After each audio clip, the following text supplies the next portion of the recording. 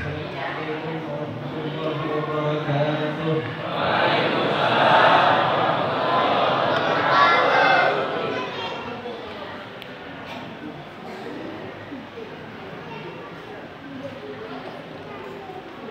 Segala puji dan syukur kehadirat Allah Subhanahu wa taala yang dengan nikmatnya, dengan rahmatnya dipilihlah kita sekalian untuk hadir di waktu di tempat yang insya Allah dirahmati, diberkati oleh Allah Subhanahu wa taala, serta dilimpahkan ampunan dari Allah Subhanahu wa taala. Dan semoga Allah taala menjadikan perkumpulan pada malam hari ini adalah perkumpulan yang mengandung bukti cinta kita kepada baginda Nabi sallallahu alaihi wasallam. Selawat serta salam senantiasa tercurahkan kepada baginda Nabi Muhammad sallallahu alaihi wasallam yang telah menghantarkan kita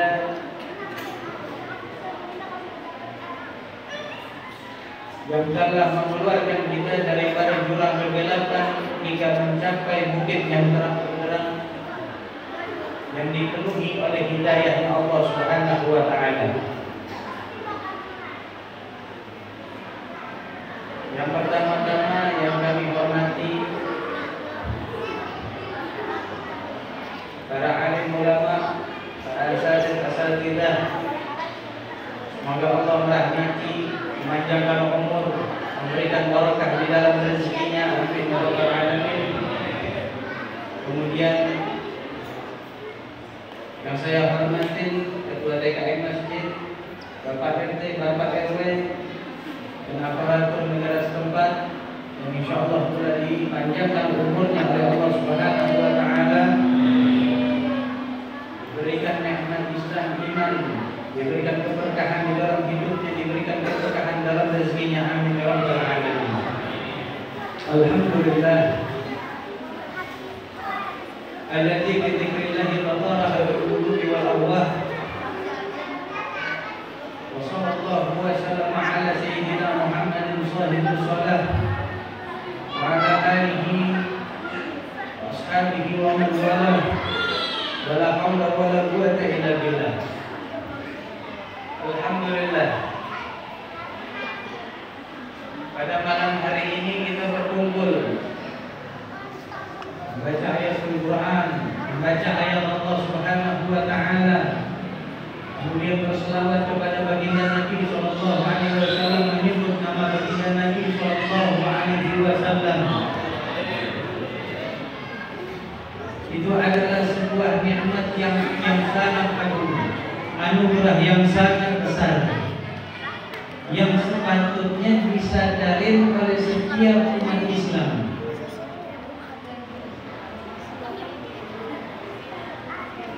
Kenapa dikatakan itu adalah nikmat yang agung?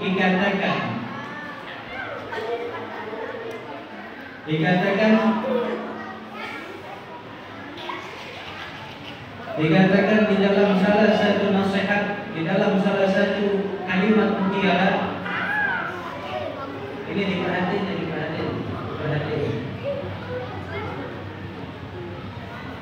Dikatakan man wajadallaha fa ayyu syai'in faqad,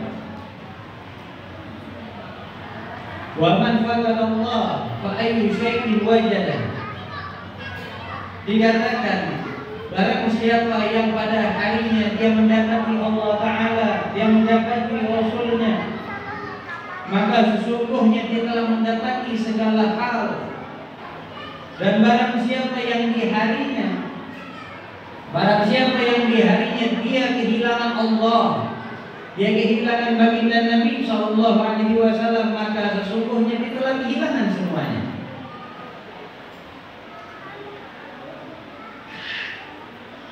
Dia telah kehilangan semuanya. Dikatakan orang kalau bangun tidur di pagi hari, ya alhamdulillah kita pada malam hari ini kita jadikan insya Allah ucapan terakhir kita adalah zikir kepada Allah Ta'ala, salawat kepada baginda Nabi sallallahu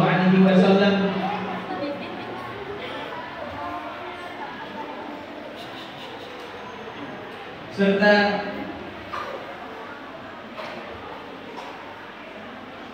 menjadikan di awal ucapan di harinya itu adalah zikir kepada Allah Ta'ala, kemudian berselawat kepada baginda Nabi Sallallahu Alaihi Wasallam.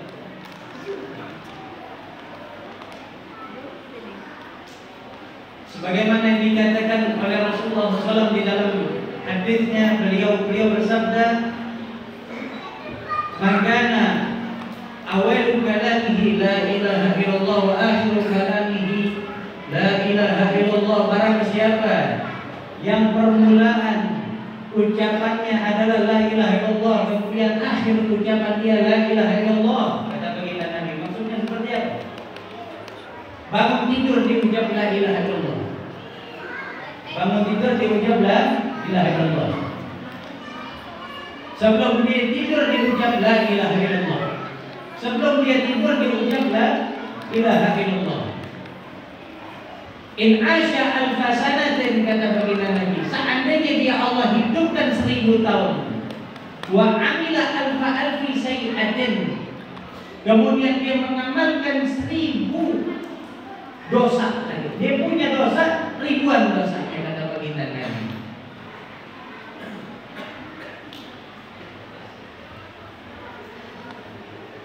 Ingat ya, dia jadikan awal ucapan perkataan di harinya itu la ilaha illallah, mau tidur dibaca la ilaha illallah. Kalau dia dikasih umur 1000 tahun sama Allah, kemudian dia punya 1000 kesalahan, ribuan dosa, waktu dia mati, kata baginda Nabi Sallallahu Alaihi Wasallam, lam yas'alhullahu an dzambin wahidin, maka Allah gak akan tanya satu dosa pun yang pernah dia perbuat. Maka itu dikatakan oleh aslafun saleh, man wajadallaha, barang siapa yang dia mendapati Allah di harinya, di awal harinya didapatin Allah. Waktu dia bangun tidur diucap la ilaha illallah, berarti didapatin Allah, dia temuin Allahnya, dia bersama dengan Allahnya. Fa ayyu syai'in fabada, maka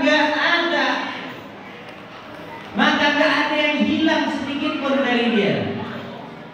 Dalam artian semuanya dia dapetin.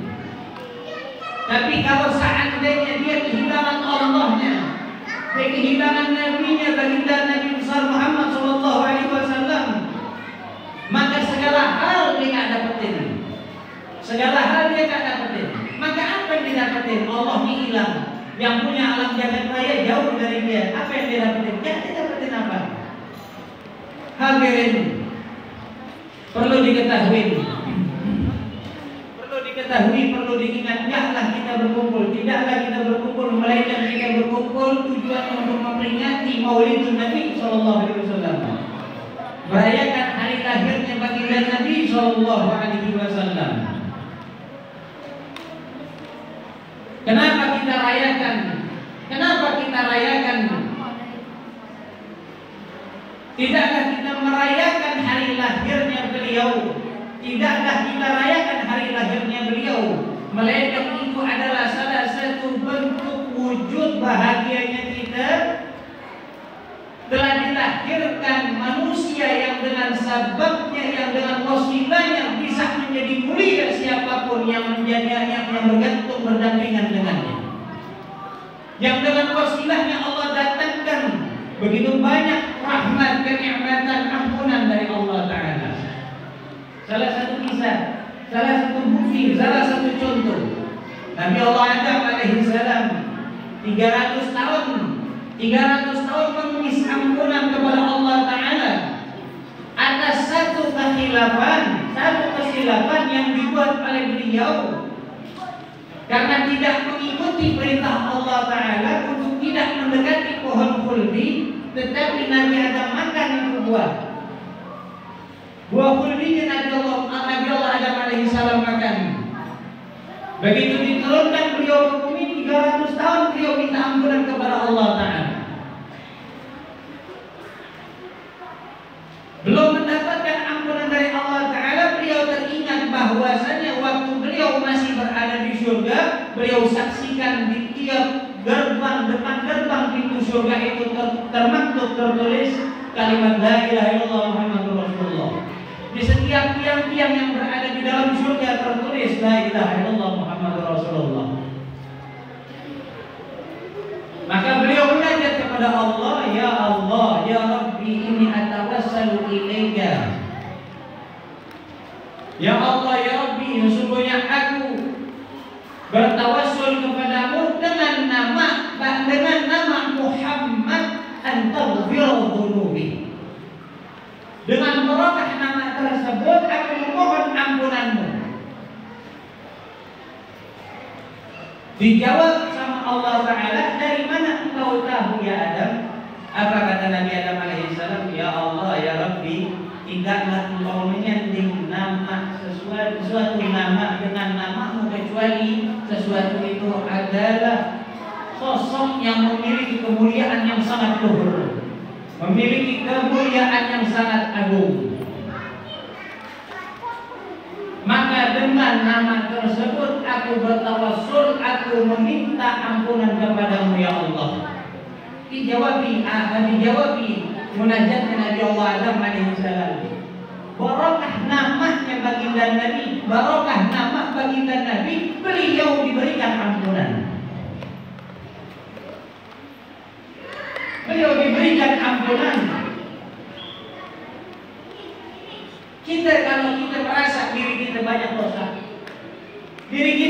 dosa, banyak khilaf, banyak salah, bagir, butuh dengan ampunan Allah Ta'ala, maka gak usah repot,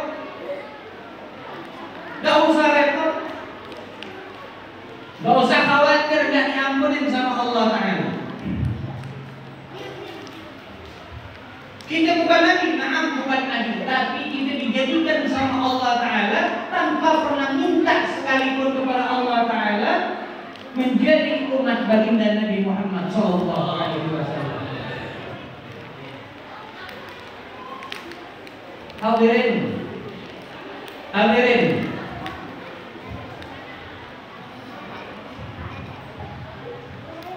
Hadirin perlu diingat, perlu diketahui.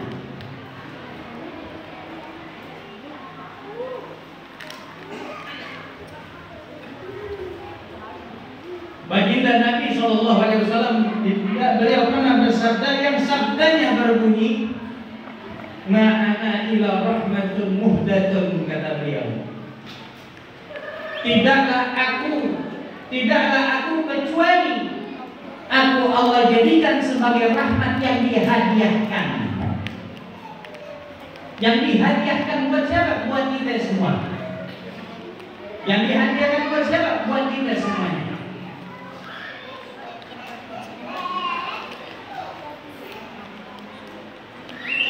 Wasilah beliau, kita ambil wasilah kepada beliau, kita minta ampunan kepada Allah Ta'ala, diberikan ampunan, jangan ampunan.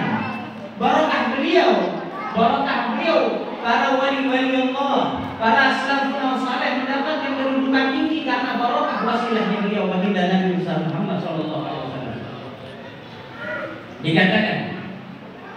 Dikatakan di dalam hadisnya baginda Nabi Sallallahu Alaihi Wasallam, man shalla alayya wahidatan sallallahu alaihi wasallam. Barang siapa yang berselawat kepadaku satu kali saja, maka Allah akan melimpahkan salawatnya 10 kali. Fasa'alahu ba'du sahabat, maka sebagian sahabat ada yang bertanya kepada Nabi. Ada yang nanya kepada Nabi, ya Rasulullah, Allah berselawat 10 kali. Bagi siapa yang berselawat kepadamu 1 kali saja, ini buat siapa? Haliman kana hadirul qalbi, apakah buat mereka yang berselawat kepada kamu dalam keadaan hati yang hadir, dalam keadaan hati yang khusyuk? Apa jawabnya baginda Nabi? La, tidak. Kata baginda Nabi, balik kulli musallin alayya ghafilin. Akan tetapi itu ganjaran Allah berikan buat siapa saja yang selawat kepadaku dalam keadaan yang biasa-biasa aja, dalam keadaan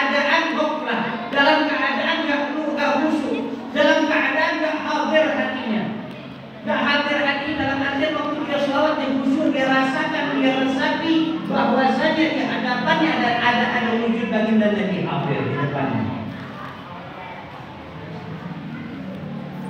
Bahkan kata baginda Nabi enggak sampai di situ saja. Bukan cuma sekadar Allah kasih dia 10 sholawat, tapi Allah ampunin dosanya walaupun dosanya sebesar-besar gunung, kata Allah, kata Rasulullah.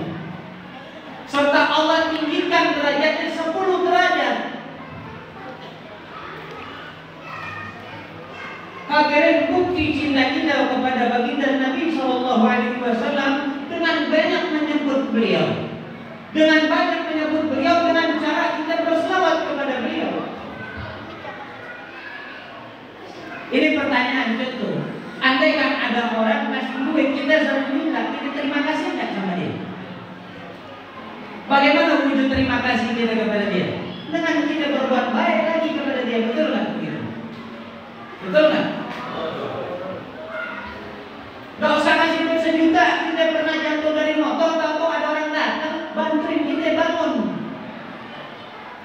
bantuin kita buat bangun. Terima kasih nggak kita sama dia? Terima kasih. Besok kalau kita ketemu dia pasti kita berbuat baik sama dia, benar nggak? Itu biasa orang nolong kita 1 kali. Mungkin nggak ada apa namanya, nggak ada bobot yang terlalu berat di dalam bantuannya mungkin. Antum tahu baginda Nabi SAW memberikan pertolongan kepada kita, memperdulikan kita, berjuang buat kita. Dengan apa? Dengan darahnya, dengan hartanya. Baginda Nabi beserta sahabat berjuang menegakkan Islam sampai nikmat Islam nyampe ke kita semuanya. Ini menggunakan apa upayanya? Menggunakan darah. Pakai darah, hadirin. Pakai darah, ingat pakai darah. Kita bisa kumpul di masjid bareng-bareng nikmat, masya Allah, terang, nikmat, adem, ada kipas angin, ada AC, punya duit, nggak ngadepin perang, alhamdulillah. Barokahnya siapa? Barokahnya baginda Nabi Sallallahu Alaihi Wasallam. Wajib nggak kita terima kasih sama beliau? Wajib kita terima kasih sama beliau. Wajib nggak bersyukur kita sama beliau? Wajib kita bersyukur kepada beliau.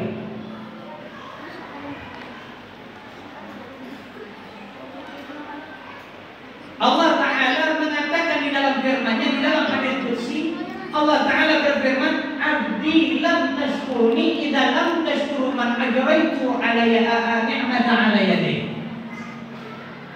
Hambaku, kata Allah Ta'ala, kalian semata-mata tak bakal pernah aku katakan, aku anggap telah bersyukur kepadaku sebelum kalian pandai bersyukur kepada siapa orang yang dengan wasilahnya aku datangkan kenikmatan ini.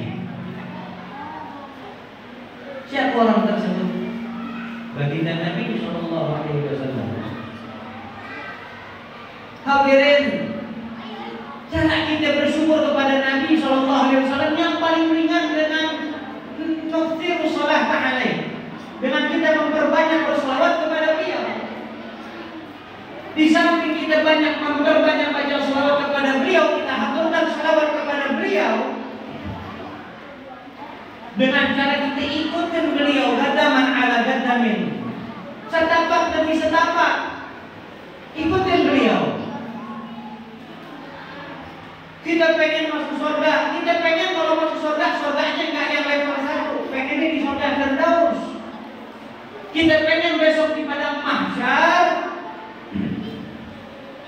di saat matahari Allah letakkan sejengkal dari atas kepala kita, kita nggak ngerasain panas.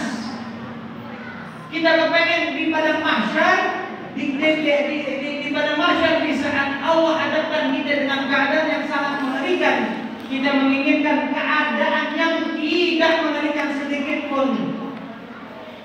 Di saat di padang mahsyar kita inginkan berada di bawah naungan panjinya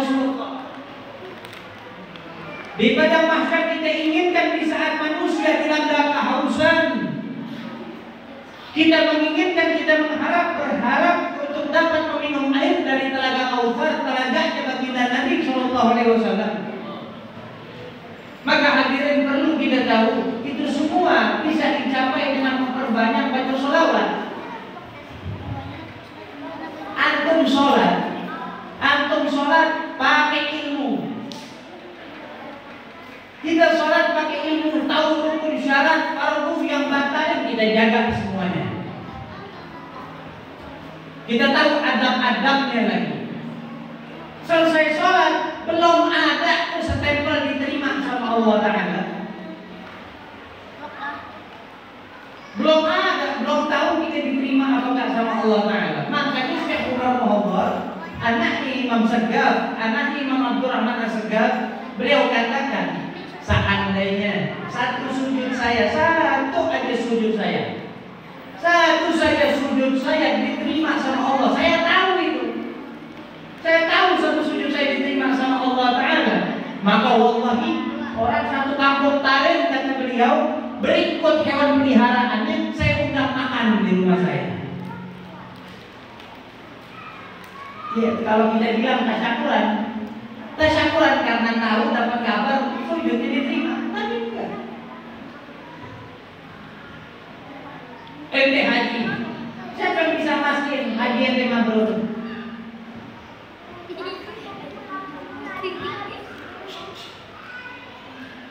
Apalagi ente ibadah yang lain, puasa, semuanya tahu. Ada yang tahu ibadahnya diterima atau enggak? Enggak ada yang tahu. Dan gak ada jaminan garansi dari Allah Ta'ala itu sholat kita diterima sama Allah Ta'ala. Tapi ada satu ibadah yang kalau kita lakukan dalam keadaan apapun diterima sama Allah Ta'ala. Apa itu?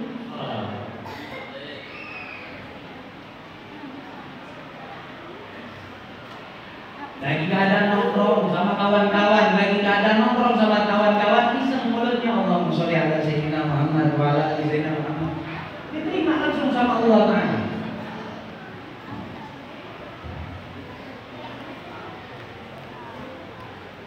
Diterima langsung sama Allah Ta'ala.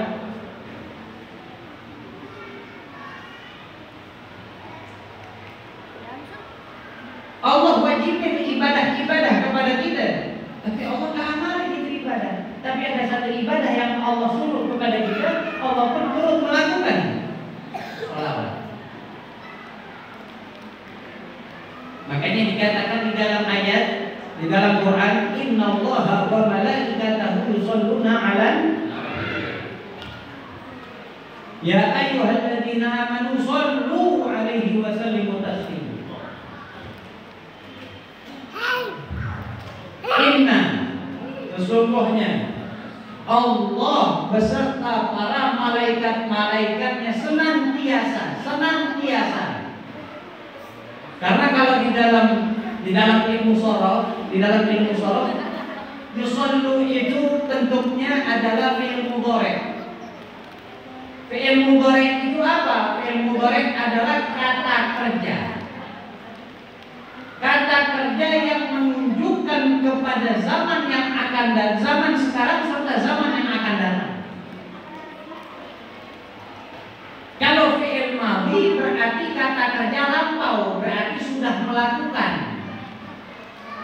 Kalau ingin menunjukkan pekerjaan itu senantiasa dia kerjakan, maka menggunakan fi'il mudhari'.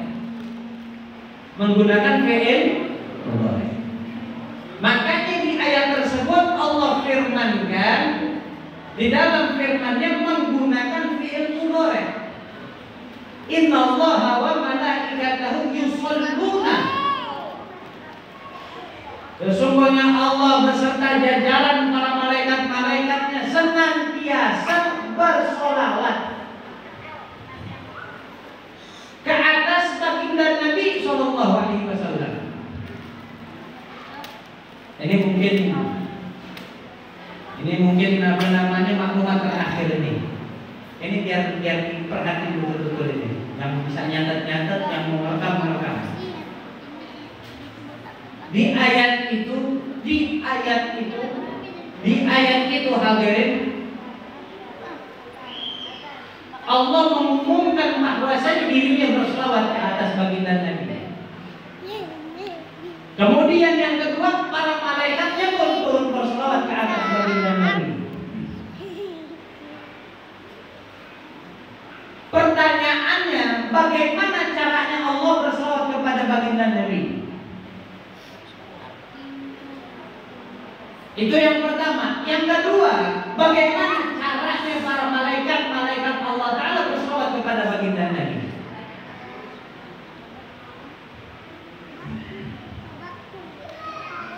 Di urutan ayat yang terakhir, di kalimat terakhir, Allah Ta'ala berperintahin, ya ayyuhalladzina amanu, wahai orang-orang. Berarti kita nih orang-orang nih. Berarti Allah berselawat, malaikat berselawat, manusia pun berselawat. Pertanyaannya itu tadi, gimana cara Allah selawat? Bagaimana cara baginda para malaikat selawat kepada baginda Nabi? Kalau andaikan ada orang mengatakan bahwa Allah berselawat ke atas baginda Nabi sama dengan selawat kita, hati-hati, khawatir murtad turun. Kok bisa? Oh iya toh, masa Allah selawat kepada baginda Nabi sama kayak kita? Kalau kita bentuknya selawat kepada baginda Nabi SAW itu dengan dalam bentuk ad-du'a wa tadarruh, dengan berdoa kepada Allah Ta'ala. Allahumma sholli ala sayyidina Muhammad, ya Allah limpahkan selawat serta salam. Nah kalau Allah Ta'ala bentuk selawatnya sama dengan kita, berarti Allah minta dengan Allah yang lain.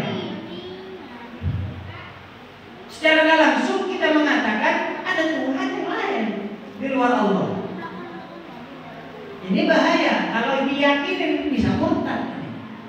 Lantas bagaimana caranya Allah berselawat kepada baginda Nabi? Karena memang ada ayatnya, ada bukti bahwasanya Allah Ta'ala berselawat kepada baginda Nabi. Caranya dengan Allah kasihkan rahmatan mabruratan bi ta'zim. Dengan cara Allah berikan rahmat yang disertai pemuliaan.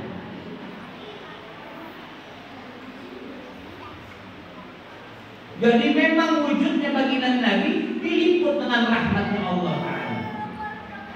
Wujudnya baginda Nabi diliput dengan rahmatnya Allah, dengan kasih sayangnya Allah Ta'ala.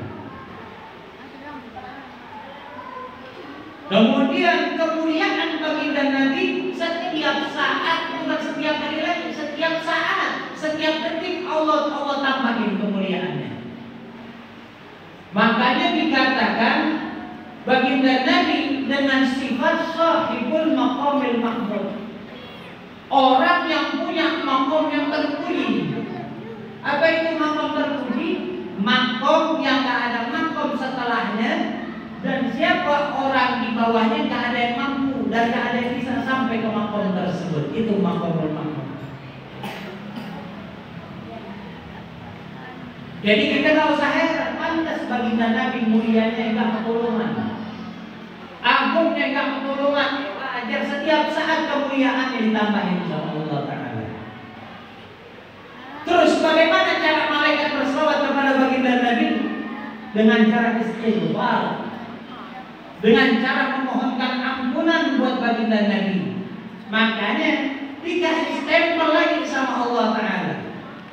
Karena doanya malaikat kepada Allah gak ada hijabnya. Doa malaikat kepada Allah gak ada hijab. Apa yang diminta malaikat dikabul sama Allah Ta'ala. Maka itu Allah Ta'ala firmankan, liyaghfira lakallahu ma taqaddama min dzambika wa ma ta'akhkhar. Sungguh Allah akan memberi ampunan akan dosa yang akan diperbuat atau yang telah diperbuat oleh baginda Nabi. Tapi baginda Nabi nggak ngelakuin dosa karena dia maksud. Ditegasin aja itu sama Allah Ta'ala. Nah dari kita baru doa tadi, ya Rabbi sholli ala Muhammad atau Allahumma sholli wa sallim ala Sayyidina Muhammad wa ala ali Sayyidina Muhammad. Coba dibalik man shalla alayya wahidatan sallallahu alaihi wasallam. Siapa yang berselawat kepadaku satu kali, maka Allah akan limpahkan salawat kepada dia 10 kali. Paham nggak maknanya? Kita selawat kepada baginda Nabi sekarang. Allahumma sholli ala sayyidina Muhammad wa ala ali sayyidina Muhammad 1 kali. Allah kasih kita, Allah bagi kita rahmat 10, Allah kasih kita kemuliaan 10. Allah muliakan kita, Allah tinggikan derajat kita 10 derajat. Terus, kalau Allah berselawat, malaikat pun ikut selawat. Selawat malaikat bagaimana? Istighfar. Berarti malaikat memohonkan 10 maghfirah buat kita. Barokah 1 selawat yang kita bagi.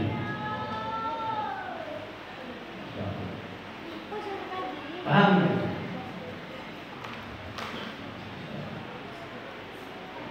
Makanya kalau kita lihat manaqib Abdul Qadir Jilani, kita lihat manaqibnya para wali-wali, satu hari selawat tak kurang dari 25.000 kali selawat.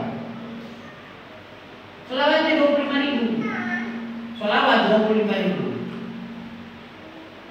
Ada di zaman itu seorang perempuan tiap hari ketemu Rasulullah, tiap hari ketemu